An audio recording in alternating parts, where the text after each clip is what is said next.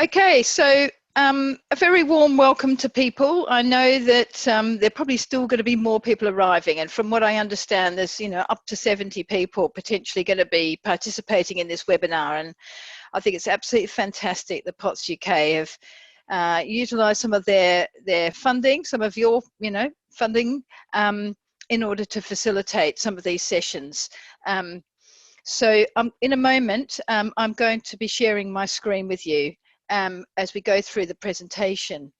Now, those of you who don't know me, there may be people in the group that actually have seen me before, but I'm actually one of the advisors to POTS UK, and my name's Dr. Jane Simmonds. I'm a physiotherapist, and today's session, what we want to do is part of a series of sessions to really kind of help people, particularly at this time of COVID. But I can see there's going to be many benefits in the future for this type of webinar event.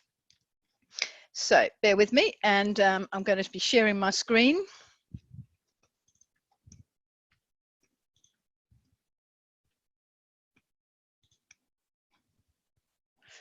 Okay, so you should be able to see that all now. Is that right, Vicky? You can see that, just checking that that's being seen.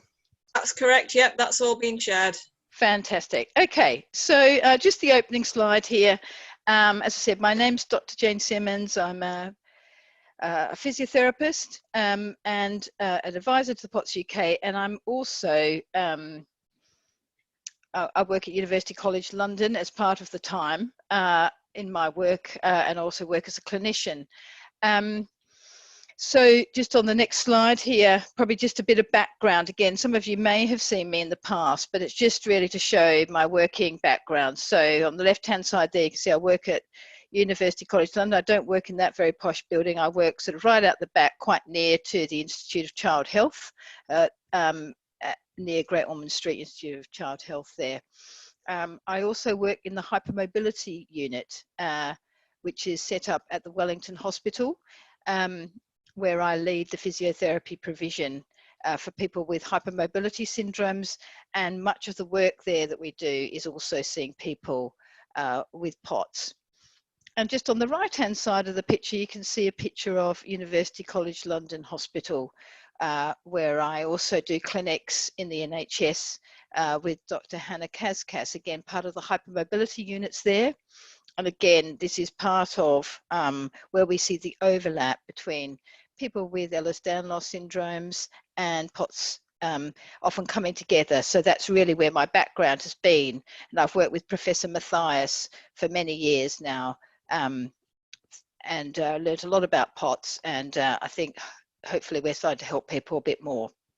Down the bottom, you can see that my affiliations with the Hypermobility Syndromes Association, the International Ehlers-Danlos Syndromes EDS Society, and also Ehlers-Danlos Support UK. So I was primarily a musculoskeletal physiotherapist and a sports physiotherapist, but became very, very interested in POTS, and I've really enjoyed working with POTS patients. And I'm really hoping today that this session on physical activity and well-being during COVID is something I can give you some practical tips, but also there'll be some learning. So the first thing I want to talk about is this spidergram here. This is how I kind of see the patients and people that come to me. They don't just come with a dysautonomia with POTS, they actually come with often quite a lot of fatigue, pain. So I'm just going around to the left here. Neuromusculoskeletal problems, so sometimes that's where it kind of impacts on joint instability, problems with joints. Sometimes they have problems with bowel and bladder, urogenital problems. Sometimes they have mast cell activation as well, gastrointestinal problems, and also that also impacts, I think, very much on people's mental health, often with associated anxiety, depression. And so we use this kind of spidergram when I'm working with people to explain that actually we need to tackle all these bits when we're working with people, and particularly during COVID. I think, all these things may be going on, so we need to think about how we can impact those. So with the dysautonomia, you'll be very aware of that, in that you may have, a fast heart rate, you may be feeling dizzy, faint on standing or faint when moving from sitting to standing, sometimes with some shortness of breath or difficulty breathing, temperature dysregulation. There may even be some chest pain as well. And alongside that, you can see up the top there, often there's mental fatigue, concentration problems, also physical exhaustion, problems sleeping, but also you can see I've highlighted down there, we also see people with bladder problems, pelvic problems, because actually with the dysautonomia, it often impacts there as well, alongside the gastrointestinal problems with reflux, abdominal pain. So this is, all these things coming together, which makes it very complex sometimes and really difficult for people to manage. Now I've just put in the other sections there, so you can see here with the mental health, often people are feeling a bit worried, understandably, perhaps low mood and feeling a bit out of control, so there's some anxiety that comes with these problems, and in addition they may be feeling pain, often headaches are a problem, muscle pain, joint pain, chest pain, and as I said, some of these neuromuscular conditions. So I don't know whether the people in the group are feeling like this, but actually there can be any number of these things going on, which, as I said, can be a real challenge for you. And some people, if these were scales, if we were thinking in the middle was 0 and out at the end, yeah, it was like 100% problem, people come with a different range of problems. They their pattern may look like this, or it may look a bit more like this. So different people have different issues. So let's just reflect on that for a moment and think about our autonomic nervous system, okay, where the dysregulation, where the dysautonomia is evolving from. We've got our sympathetic nervous system, we've got our parasympathetic nervous system, and the sympathetic nervous system is the thing that tends to drive our POTS symptoms. But the autonomic nervous system is here to really regulate homeostasis. It's to regulate bodily functions, our heart, blood pressure, digestive problems. And our sympathetic nervous system is the system which is, in fight, flight, freeze and faint and flop. It's the alert system. And I often think with people with POTS, this is, where we've got sort of, if you like, a real stimulation on the sympathetic side of things. And it's the parasympathetic side, it's that balance where we get the rest, restore and repair. And what we really need to do is try and get this autonomic system back in and back regulated, and try and get a balance between the fight and flight and the rest and restore and repair. And there are some ways that we can do that. And during COVID, I think people might be feeling a bit of extra anxiety. Their symptoms might be feeling quite a lot worse. So I'm hoping today's session might help us to help some regulation there. So as I said, on that sympathetic side, you see the sympathetic phase occurs in times of high stress. And this may even be when you're sleeping. Some people really struggle with getting to sleep. I'm sure some of you in the group may suffer with that. And we see the diversion of blood from the necessary systems, the digestion and reproductive and immune system, moving away, a diversion there. And it tends to be stimulated by adrenaline. And because of that, we often get increased breathing, we get our increased heart rate, increased blood pressure and some muscle tension. On the other side of things, when the parasympathetic nervous system gets stimulated, our breathing rate tends to decrease, and there tends to be a decrease in the heart rate, blood pressure, and we get muscle relaxation. And generally we find that the parasympathetic nervous system is switched on when hopefully we're asleep, and you find generally during the REM, the rapid eye movement phase of sleep in particular, and the deep sleep, that the parasympathetic nervous system gets switched on. Or we can also stimulate it by exercise, particular exercises, particularly breathing exercises. So I'm going to come back to breathing in a moment. So what I say to people is there is a way of approaching and treating every single aspect of that spidergram. And that's what we try and tackle in therapies. And I think it's things that you can tackle as people as well. So thinking about the dysautonomia, you'll know, I'm sure, that fluid, salt, if you're on medications, that will be very important. We like to get people moving, and I'll talk about a morning regime a bit later in this program. Graded exercise is also an important part. of getting the circulation going as well, and also breathing exercises. Moving up and thinking about fatigue, well, really important that we think about pacing our activities, and again, I'm going to talk about that in a moment. Our sleep really impacts here. Fluid can actually, getting enough fluid can also impact fatigue. Exercise, vitamin D, nutrition are some of the key things that impact. But of course, when you're feeling anxious, when you're feeling down, mental health can also impact that. Moving now to pain. So for pain, we talk about pain education, pacing. Sometimes we might use TENS, we might use heat, we might use ice. We might use medications there. For our ones who are hypermobile or perhaps have instability, we get people to exercise to get stronger. Sometimes we'll use splints, sometimes we'll use manual therapies, massage and things like that. Around the urogenital area, sometimes you need, I'm going to come back to that, Suzanne, if that's okay. Can you hold on to it for a minute?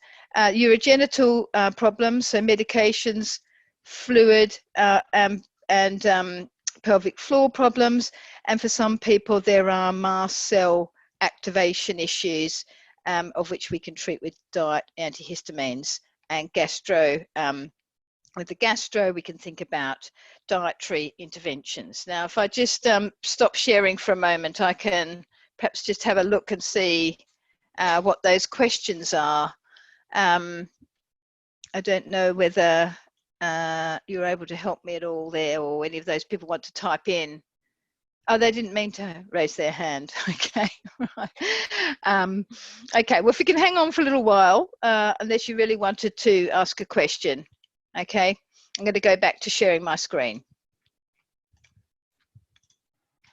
Just to jump in for a second there, Jane, sorry about that. If there is anybody that wants to ask a specific question, if you look along the bottom of the screen, there'll be a Q&A section.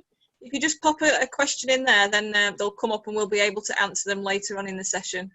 Right, thanks a lot for that. No problem at all. Okay, so I hope you've got an idea of that, and I hope that's ringing some bells for people, that actually they can see their pattern in there. It's not just about having POTS, if you like, dysautonomia, but actually it's impacting on a multi-systemic way, and we can think about how to manage those things. And the final thing I was going to talk about there is mental health, where we know that actually exercise can really help with managing anxiety and depression, reaching out to people, and I think that the social forums are really important. Mindfulness, hypnosis, and CBT, all those sorts of things can also be helpful. But this is what we'll say to people, that actually there are lots of ways to manage these things. It's about tackling each of these bits and trying to bring this red line in towards the center to get things under control. So just moving along. So really, one of the reasons I wanted to sort of come and contribute to this webinar was really to try and give you some tips for some things that you could do during the COVID session.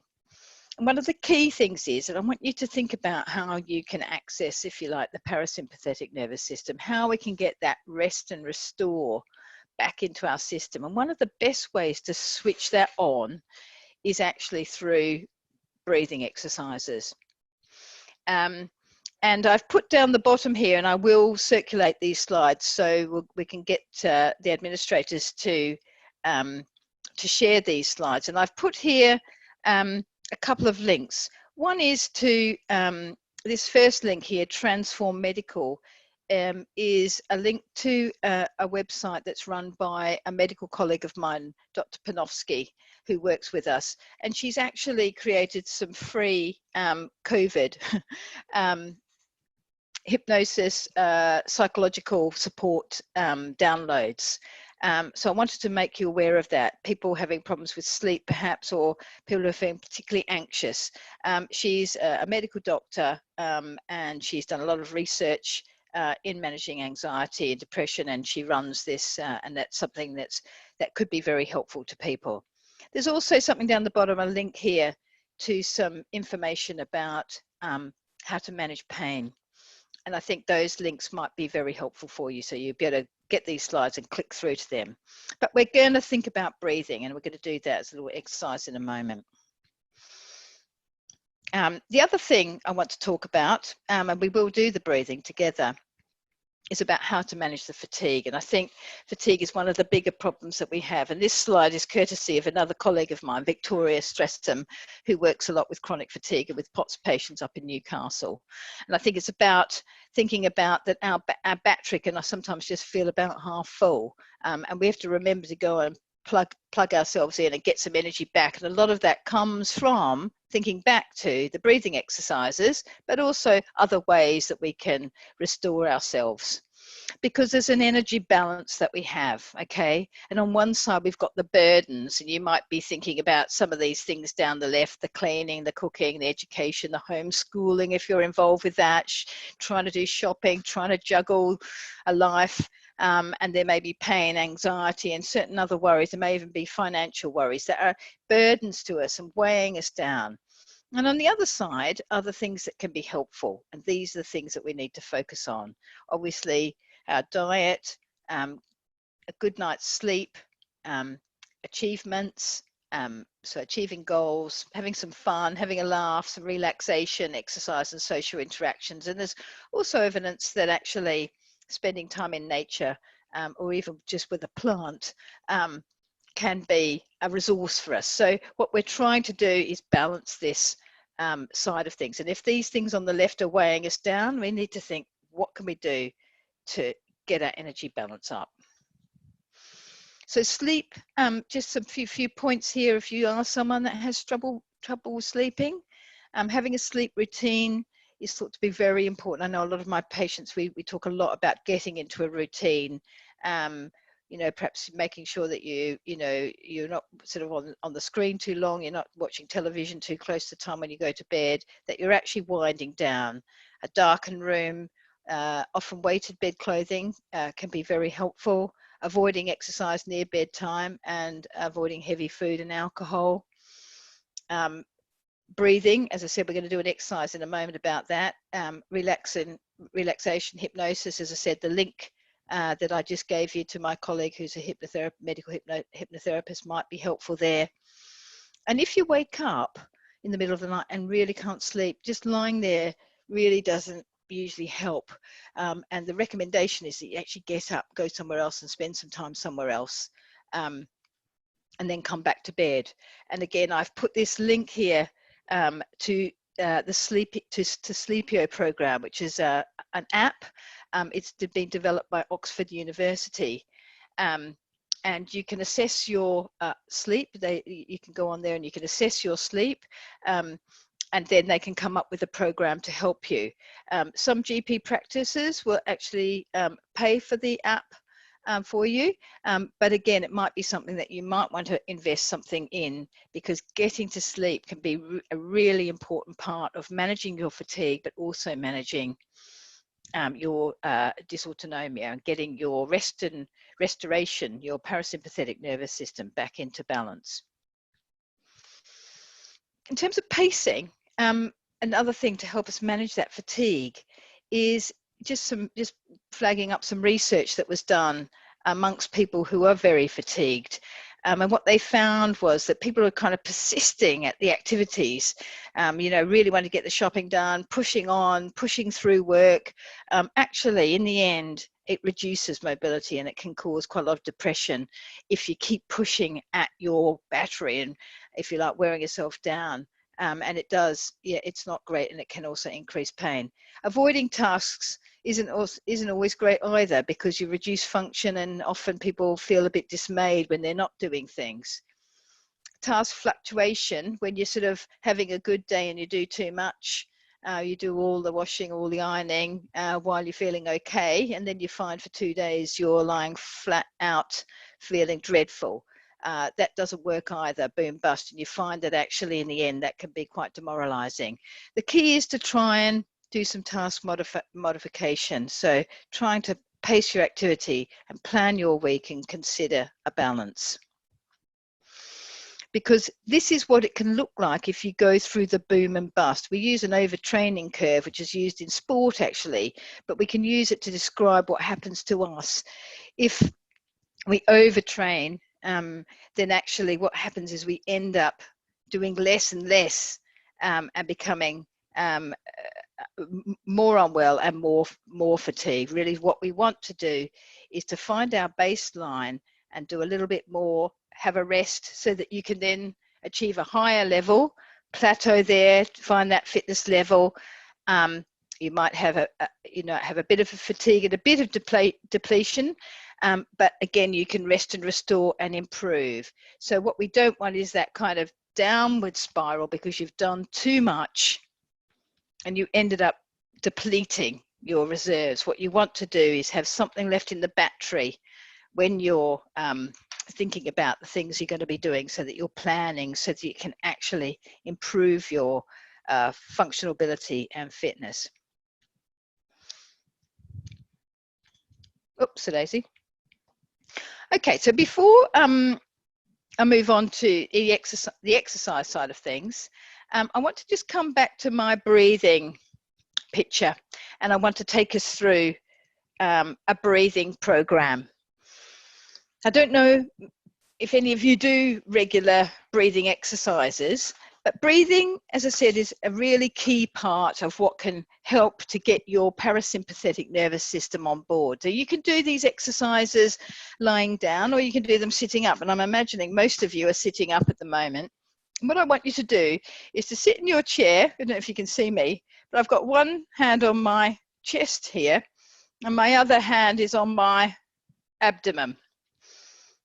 Okay, and I want you just to sit there for a moment, close your eyes and just breathe. Okay, most of you probably find it when you're breathing, you can feel your upper hand, your chest moving in and out. And we know from our research that people with POTS tend to do quite a lot of what they call upper chest breathing.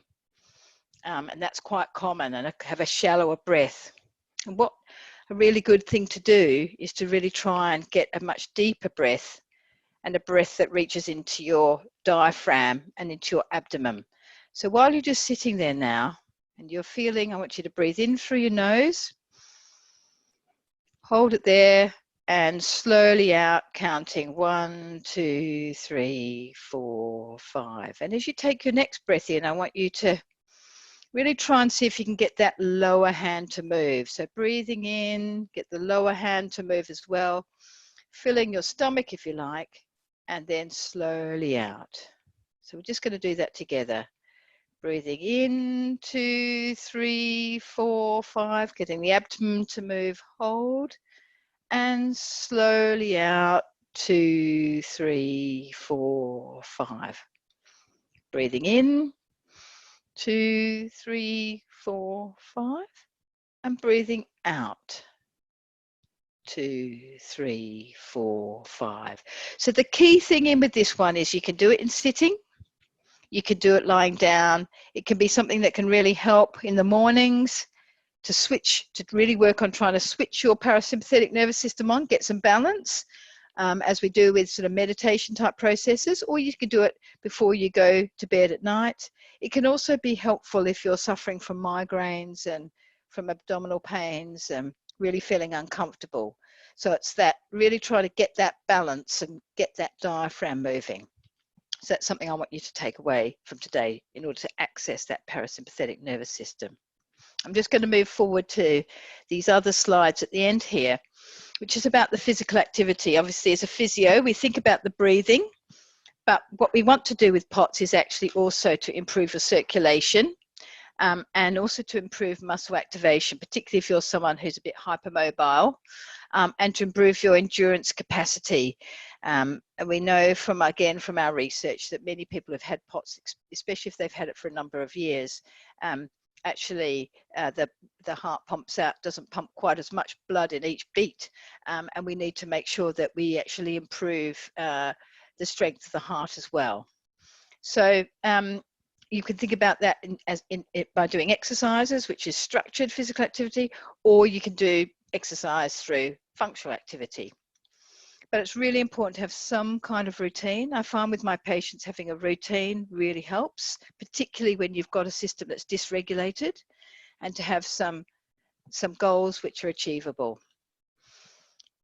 Something I learned from colleagues at the Mayo Clinic, and particularly through a couple of colleagues who worked out there in the Mayo Clinic, that we actually find that doing a morning regime is very helpful, particularly if your sleep's a bit dysregulated. What we want to try and is get people moving in the morning, get the circulation moving. So we focus the exercises on the ankles, thighs, and arms. And I've just put in here what that morning regime looks like. Okay, this is something, again, you might want to take away and start doing tomorrow. For those of you who are comfortable and able to stand up, we do the standing routine. For those of you who are really not very well at all and feel actually you really can't spend a lot of time in the upright, actually can do them lying down, or you may find you can do the lying down ones some days and the standing up some days. But the key thing is to get this working regularly.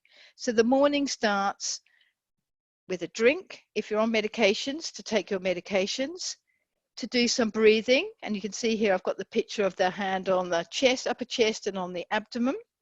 Spend some time, probably 3 or 4 minutes doing some breathing, and then to work your way through this set of exercises. So these are heel raises, supported heel raises, working on 15 repetitions. So 15 of those.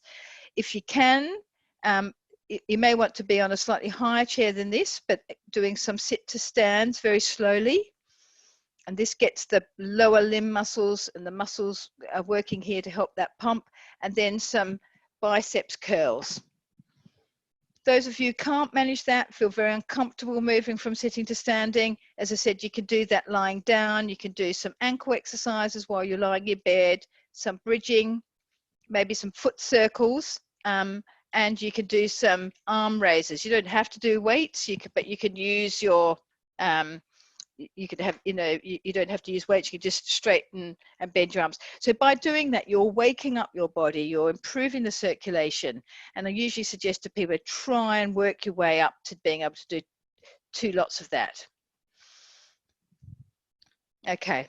In addition, other things that might be helpful to you, I'm also a big fan of Tai Chi and Qigong, which again, this is another way to really switch on that parasympathetic nervous system. And I've just put a link in here to a YouTube video for beginners for Tai Chi. Very simple. Again, this can be really good in the morning or later on in the afternoon to do, to just try and get some relaxed moving. Particularly, I think these exercises are helpful if you are a bit on the hypermobile side and you have problems with your joints, but also if you have problems with breathing and control. And the other thing to flag up is that really I think Pilates exercises can be incredibly useful, and I know that Lorna Nicholson, I think she's on the in the webinar today, she's going to be talking to you in a few weeks' time. But if I just click through on this link, if it will go through, I'm not sure if it will, just open up and you can see that the Body Control Pilates group have actually put together, thanks to Lorna, you can probably just see here that actually Lorna's leading a program on POTS, which is fantastic. We've also got, there she is, and also we've got other exercises for hypermobility. And again, I think they're doing a special deal for the POTS UK, which I think is incredibly helpful. So there's some videos and you can, yeah, I think they've got a good discount price if you're interested in any of those things. So that might be, again, a useful thing for you. I just come back to my slides.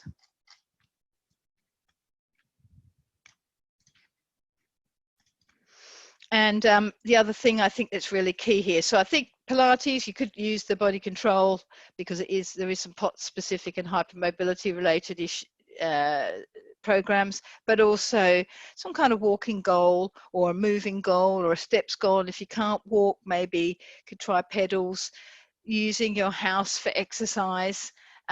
These are things that I think can be incredibly useful, but starting at a low level. But hopefully this has just given you a few ideas of what could be good.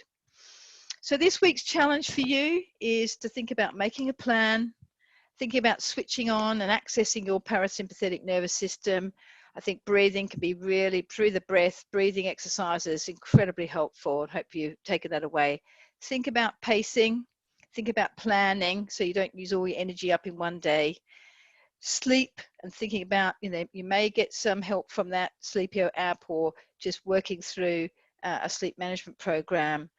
Make sure your nutrition fits for you, that you're having enough fluids, that you're interacting if it's online, but really thinking about just doing a little bit of exercise, because it's really, we need it for the POTS and for your physical function. We really need it for our mental health as well. And I'd say stay positive, because as I heard on the radio today, we're all, what someone said, I think, was that we're all in the boat, all in the same boat in a storm. But I don't think we are all in the same boat in a storm. I think we're all in our own individual boats trying to weather this COVID storm. And some of you will have more support than others.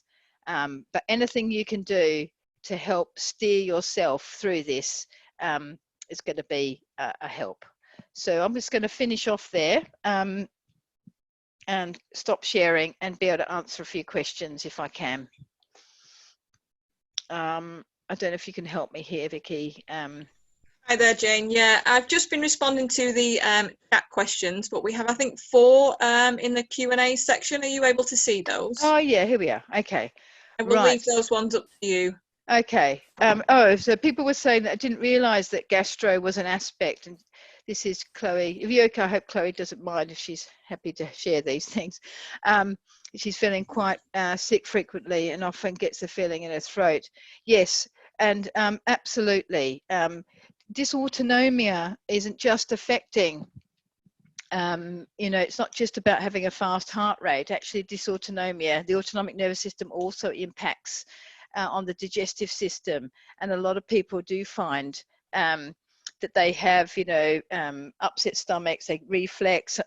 Some people get constipated. Some people develop, the IBS symptoms, and often that can be really helped by some diets, actually. So some people find that the FODMAPs diet, if you go, we will circulate these slides, but the FODMAPs diet can be helpful. But also breathing exercises can be a really good way to help manage some of those symptoms. So that's a good thing to raise, and hopefully that has explained that a little bit to you. I have dysfunctional breathing. This is an anonymous person, but a dysfunctional breathing disorder, which many people with POTS have. And I was told by the breathing physio at King's that breathing exercise wouldn't help me if I were already beyond a certain level of stress. Well, I think I think the trouble is I think when you're really panicking, if you like, if you're really in that panic, it's quite hard to get on top of your breathing. But I think breathing can help everybody. So I think trying to, trying to get a regulation of breath can be helpful. I think it really just depends on, I obviously don't know the full context of that conversation, and I understand that when you're in a real panic, it's actually really quite hard to do that, and you might need some other interventions to help you. But I think generally trying to get into a regular pattern, it's a bit like regular meditation, can be helpful. So perhaps don't wait until you're having the panic. Actually try and get into the routine beforehand. This is a question from Lauren. My back goes into spasm when I can't walk regularly. Are there any exercises that you can recommend that replicate walking without actually walking?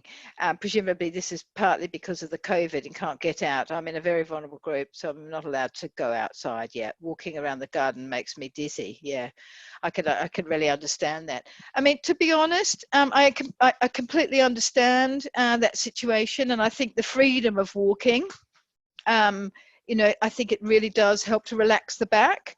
I'm hoping that some of those exercises that I was suggesting, the morning exercises, or those ones lying down, might be helpful. But I think just walking on the spot, just if you're standing up and just even just pumping your heels up and down can be helpful. That will get some activation. Putting some music on, and as I said, my other key one that you might want to try, Lauren, is connecting to that beginner's Tai Chi site, as very, very gentle, And I think I found myself personally, but also many of my patients have found that that type of gentle movement can be incredibly good for managing back spasms. So yeah, and you're saying that finding laying on your back and tucking your legs up to your chest are helpful. Yeah, that can be helpful as a stretch, but I think what you need is to get that rhythmical movement, and also try the breathing. Try to get into that regular breathing. Other questions? I find when I deep breathe, I start to yawn. Yeah, I know what you mean. I think it might, I don't know whether it's normal or not. I think sometimes when you begin, so sometimes what we do is just, that's why it's often good when you're breathing, just to start by observing the breath rather than trying to take a deep breath. Just see what your breathing's doing, and then gradually start to increase to start to increase the breath length and start to count. And you might want to start just with breathing up to 3 and then counting up to 5 and holding and releasing. Are you able to speak to the GP? So I work in the NHS. The clinics that I do there are part of the tertiary service. So as I understand it, at the moment, the referrals need to usually, because it comes through hypermobility usually, it will come via a rheumatologist. So you need to get the rheumatologist to refer, because that's actually a tertiary centre. But depending on where you are, Chloe, we do have colleagues and physios around the country who are in the NHS and who can be helpful. So I don't know where Chloe's from, but I'm certainly aware that in the north, in the Newcastle region, definitely there are some people, and also others in Leeds. But that's perhaps something we need to pick up on. Can it be helpful to have a longer out breath than the in breath? There is some thoughts about that. There has been some research around this, the idea of the long out breath. I think to begin with, you just need to start to get into the pattern of getting the diaphragmatic breathing. Yes, we try and get a longer out breath, but it's trying to get that rhythm. I think for a lot of people, they're just very shallow breathing. So just trying to focus on the breath can be helpful. How much walking would you recommend each day for pacing? I love walking, but don't want to do too much. I've been trying to get out. This is Amy Kenyon. So Amy, it's about finding the baseline. And the baseline, how I would see it is, you don't want to do so much that you feel exhausted after that and find you can't do your other jobs. So it really just depends on where you're at. Often for a lot of my patients, I say start off with a 10 or 15 minute walk. If they're in the kind of walking zone. I do have other patients who, really can't get out of bed, in which case we're talking about other things. But usually start off with a 10 or 15 minute walk, and then I usually say try and increase that usually by about 20% each fortnight, and then aim, gradually try and increase that up until you can go. Some people want to walk for up to an hour a day, but certainly trying to get up to 30 minutes. Once you get to 30 minutes, you can generally start to increase the intensity. So if you start with a 10-minute walk, you might increase it to 12 minutes after a fortnight, and, gradually like that. Joanna's got a question around, could you talk us through the ankle exercises you mentioned? So this is Joanna. So if you're able to stand, then I suggest you're doing heel raises. If you're someone who's finds it hard to get up in the morning and move around, then what I'd say is just raising your lying on your back. And if you're a bit uncomfortable, sometimes people put a pillow onto their knees and just raising their feet up, their ankles up and down. So you can just bring the toes up towards you and then push down, and sometimes just moving your ankles round, and all those things, that up and down movement, usually somewhere at aiming for about 15 repetitions. Yep. Will help the circulation. But I like you to do a few of those exercises in order to really get the blood circulating, and that can often help people to get moving in the morning.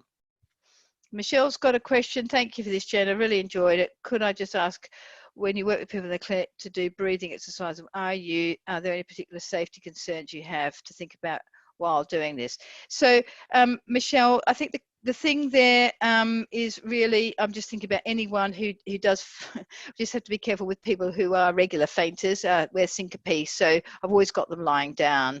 We start very gently, but actually breathing is something we all need to do. So we just start gently, usually just try to focus on doing about a minute of breathing and gradually increasing that. And I would generally say to people that getting into the pattern of breathing, and really starting to observe where we are, it kind of feeds into these ideas of the mindfulness approach, that actually trying to switch out from all of this that's going on around us at the moment and focus on the breath. So I don't think there's any particular, big safety concerns unless, unless someone is, unless people really have a problem sometimes with fainting. They just find they get a bit, sometimes can get a little bit dizzy, but that's quite unusual if we do it the right way. Any supplements? Well, I'm not a nutritionist, and the time I talk about supplements are really in relationship to if you're low in vitamin D, and a lot of people are, and a vitamin D supplement is often helpful for energy. Some people are low in iron. You need to talk to your GP about that. Someone else is asking about what's the best way to build up physical activity without suffering. Like I said, I tend to start with those exercises that I've just described, getting people regularly into that. I think you need to think about either, if you're not someone that can walk a lot, perhaps starting with a recumbent bike. So that can be very helpful. Someone else has talked about that. So sitting down type exercises. Some people use the pedals. I find the pedals only work for a little bit of time, and generally I'll say to people, if you can somehow get hold of a bike, sometimes a rowing machine, but sometimes that can not be very good for the back. But a recumbent bike, and you can actually get them quite cheaply. They don't have to be an expensive one. But then you're sitting down, and again, it really depends on where your base level is. But I would say for most people that I see, starting with check out, see how you go. Unless you're very, very fatigued, start off with 5 minutes at an easy pace. If you were giving it a score out of 10, I'd say something like, it should score about 5 or 6 out of 10 on an effort scale. Rolling your legs over, making sure you're well hydrated, and gradually building up. Probably if you're starting on 5 minutes, you might increase by 30 seconds or a minute a week. Try to do it daily, but 4 or 5 times a week is generally the right way to start with the cardio side of things. But it really depends on where you're at. I know there's a big spectrum here. Some people who may be bedbound, some people who are a bit fitter. But, generally, if you start off with 5 minutes, if you're in that kind of space, and then gradually build up, but don't try and do too much. Don't think, I've looked at the research, it says I've got to do 30 minutes. Start small, get success, and do it regularly. Other questions from Caroline? Hi there, Jane. Yeah. Can I just step in for a second? Yeah. I'm just very mindful of the time. Yeah. There's 2 minutes left of the webinar, and I've just noticed that we still have 29 messages in the Q&A. What I've decided to do, if this is okay with you, any questions that we can't get around to answering live now, we will answer them in a document and post that on social media on our Facebook page.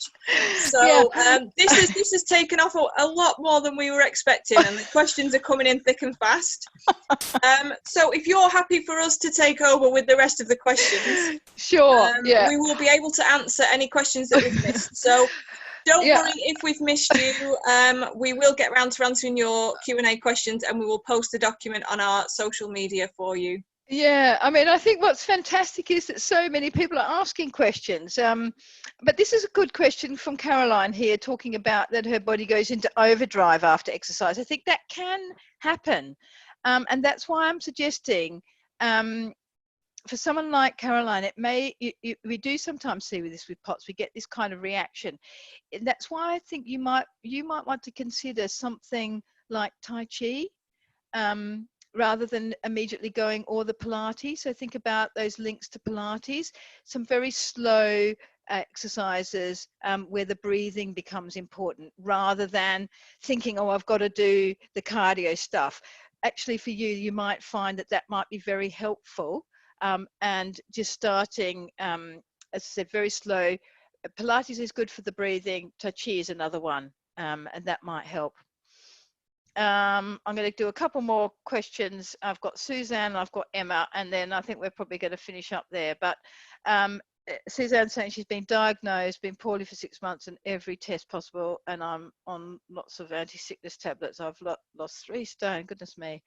Yeah, okay, you're feeling sick and sick in the throat. And I've been referred to the gastro team. I think it's good that you have been referred to the gastro team. As I said, the sickness feeling can very much be part of the POT symptoms. And getting on top of that, it might be that you've got some other things that are stirring your system up. Sometimes we do find people have got some autoimmune things happening, or that just the dysautonomia is really impacting on the gut. But try some of this gentle breathing. Think about potentially you might want to, you might be looking at the FODMAPs, might be helpful, or but I think it's the right thing to be to seeing the gastro team to obviously understand what's happening. And I think Emma's also asking about exercise triggering. How much exercise is too much? For all of you who are asking this type of question, start small. Think regular. 5 or 10 minutes a day to start with. Start with the morning regime, go very slowly at it, think about the breathing, and gradually increase with the aim, okay, your aim is to try to see if you can work your way up to around about 30 minutes. If you're very low level at the moment, think about doing that over a sort of 8 to 10 week period. Don't think you're going to be doing it all at once. Doing something and doing it regularly is very, very important. So there's a whole load more. It's absolutely fantastic that you've got so many. Yeah, someone's talking about the Philadelphia exercise program and they're struggling with it. The problem is with some of the things that you'll find out there, these different programs, is they've not actually been researched yet. We are running a research program. They've not been fully researched yet, and actually they're often very, very high intensity. And as I said, I've found that for a lot of people this can be incredibly distressing. And actually starting something, getting the breathing going, finding an exercise program that works for you. And I think, as I said, Lorna's going to be talking to you in a couple of weeks' time about Pilates, which is the good thing about that with the breathing is it does switch on the parasympathetic and helps the rest and restoration side of things. But think about those other little exercises that I gave you. And Vicky, I think if I send my slides over, perhaps we could just get them sent out so people can click those links and see if there's something in there that's going to be helpful for them. Of course, that's no problem at all. If you're happy for us to share those, then yeah, get absolutely. those shared with our members. Yeah, absolutely. Delighted to. And to all of you, thanks so much, 51 of you, for coming along. And if you found this helpful, then perhaps, it's something that we can continue on in the future. And you can tell us what things that you'd like to hear about, and perhaps we can help you a bit more. Anyway, lots of love to you all. And thank you so much for doing this for us, Jane. It's an absolute pleasure. And as I said, let's get there. All right. Okay. Take care, everyone. Okay. Bye for now. Goodbye.